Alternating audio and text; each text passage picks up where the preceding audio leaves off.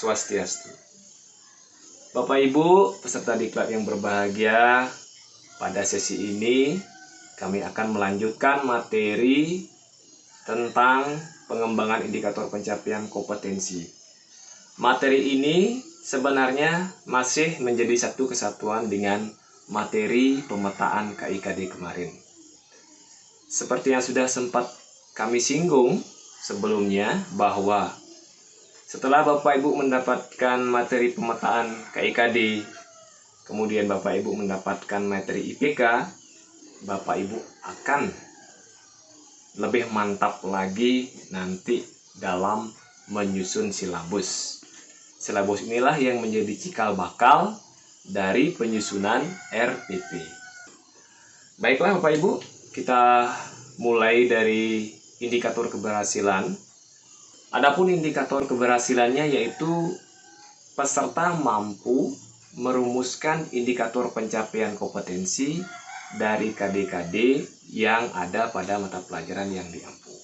Oke. Sekarang kita lanjut ke pengertian indikator pencapaian kompetensi. Indikator. Nah, kalau indikator itu artinya penanda, indikasi ketercapaian dari suatu KD. Atau kalau menurut Mulyasa tahun 2007, indikator ini adalah perilaku yang terukur atau teramati yang mengindikasikan ketercapaian dari suatu KD pada mata pelajaran yang menjadi acuan pada penilaian mata pelajaran. Nah, itu menurut Mulyasa. Sekarang kita lanjut ke fungsi indikator. Nah, fungsi indikator ini diantaranya adalah pertama, dengan indikator kita bisa mengembangkan bahan ajar. Kemudian dari indikator kita bisa mendesain kegiatan pembelajarannya. Selanjutnya dari indikator kita bisa merancang penilaian dan melaksanakan penilaian. Oke, kita awali dari yang pertama, yaitu mengembangkan materi atau bahan ajar. Oke, materi ini biasanya mengiringi KKU yang ada pada IPK. Jadi melekat pada IPK. Sebagai contoh misalkan ya, jika KKU-nya adalah menjelaskan konsep pancayatnya, berarti materinya itu adalah pancayatnya. Kan mengiringi KKU, menjelaskan pancayatnya. KKU-nya adalah menjelaskan, pancayatnya itu adalah materinya. Nah, inilah yang harus dikembangkan nanti untuk mencapai KKU tersebut. Nah, seperti itu. Kemudian mendesain kegiatan pembelajaran. Nah, sebagai contoh misalkan KKU-nya misalkan memberi contoh pelaksanaan bagian-bagian pancayatnya. Nah, seperti itu misalkan. Nah, kalau memberi contoh bagian-bagian pancayatnya, berarti guru harus mengkondisikan kegiatan pembelajaran itu biar siswa bisa menyebutkan bagian-bagian pancayatnya. Bisa jadi nanti dalam kegiatan pembelajaran, guru menyajikan gambar terkait contoh-contoh pelaksanaan ayatnya. Nah, contoh-contoh pelaksanaan ayatnya ini kan banyak nih di gambar-gambar itu ya. Nah, suruhlah siswa untuk mengklasifikasikannya atau mengelompokkan mana yang termasuk yatnya, mana yang termasuk manusia yatnya, mana yang termasuk dewa yatnya, dan sebagainya. Nah, itu bagian yang bisa dilakukan guru pada saat kegiatan pembelajaran. Nah, bisa jadi juga untuk mendapatkan pemahaman yang lebih utuh, guru bisa mengarahkan siswa untuk membaca referensi secara lebih mendalam dari buku ajar atau sumber lain seperti internet. Nah, itu. Kemudian coba kita lanjut ke yang ketiga, yaitu merancang dan melaksanakan penilaian pembelajaran. Nah, ini sudah jelas ya, karena ada kelinieran antara tujuan dengan penilaian, antara indikator dengan penilaian. Penilaian ini adalah mengukur ketercapaian daripada indikator.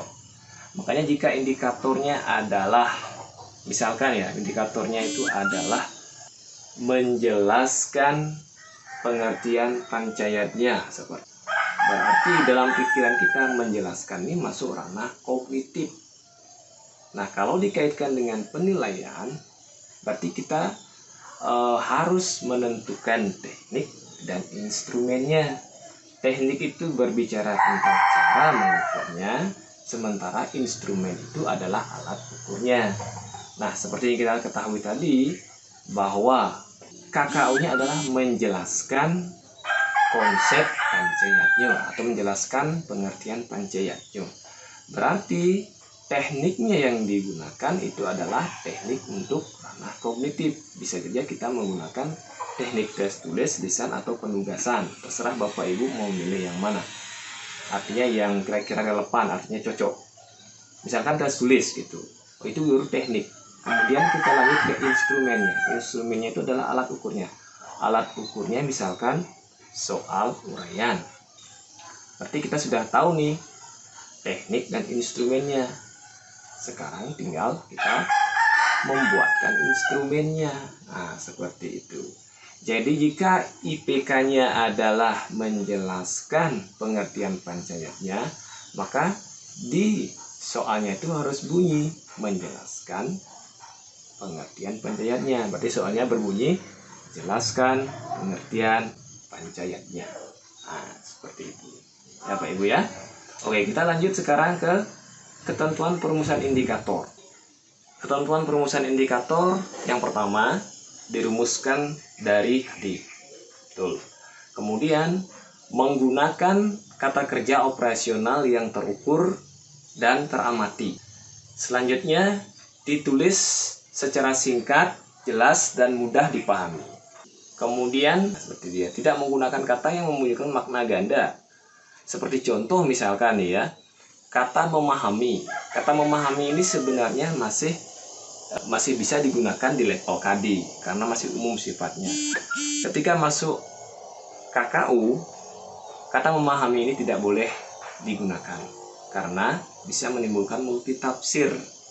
Contoh yang lainnya adalah mengetahui. Nah, mengetahui ini juga tidak jelas, maksudnya tidak terukur. Kemudian hanya mengandung satu tindakan. Contoh nih ya, misalkan KKU-nya menjelaskan pengertian iatnya, boleh. Kemudian yang lain misalkan menjelaskan bagian-bagian pancayatnya, itu boleh. Yang tidak boleh adalah menjelaskan dan menyebutkan bagian-bagian pancayatnya. Ini mengandung dua perintah karena ada menjelaskan dan menyebutkan, tidak boleh. Ya, itu maksudnya. Kemudian memperhatikan karakteristik mata pelajaran dan peserta didik. Ini pasti ya Bapak Ibu. Artinya poin-poin apa atau nilai-nilai apa yang ada dalam mata pelajaran itu yang ingin kita tuangkan dalam bentuk IPK. Itu harus menjadi perhatian kita. Kemudian penentuan IPK pun harus memperhatikan kondisi peserta didik. Jangan sampai nanti IPK yang kita gunakan terlalu susah, artinya melampaui level KD. Sementara peserta didik kita kemampuannya belum memadai seperti itu. Oke, selanjutnya ke langkah-langkah perumusan indikator. Langkah-langkah perumusan indikator ini ada dua Pak Ibu. Yang pertama analisis KD, ya, analisis kompetensi pada KD. Kemudian yang kedua analisis UKRK. UKRK ini adalah urgensi, kontinuitas, relevansi, dan keterpakaian. Nah, kalau analisis kompetensi pada KD, berarti kita akan berbicara tentang kata kerja operasional yang mungkin kita munculkan, ya setidaknya menyamai level KD. Nah, kalau UKRK, oke, coba kita lihat analisis UKRK. Urgensi ini tingkat kepentingan. Nah, ini bisa diartikan bahwa indikator ini sangat penting untuk dikuasai oleh peserta didik. Kemudian yang kedua, kontinuitas, keberlanjutan. Jadi indikator ini menjadi dasar bagi pengembangan indikator lanjutan. Kemudian relevansi. Nah, relevansi, indikator ini mempunyai hubungan dengan mata pelajaran lain dan memiliki nilai aplikatif dalam kehidupan masyarakat. Nah, seperti contoh nih Bapak Ibu, coba kita lihat ke urgensi ya. Urgensi itu kan kepentingan.